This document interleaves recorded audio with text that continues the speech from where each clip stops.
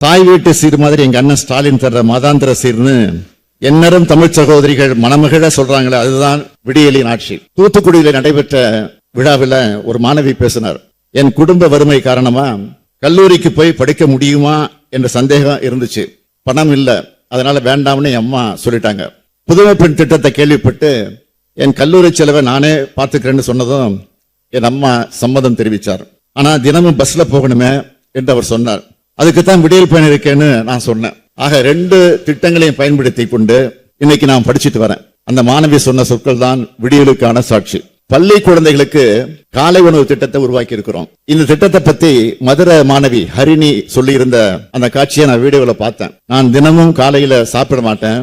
Auto வந்ததும் ஓடி வந்து ஏறிடுவேன்.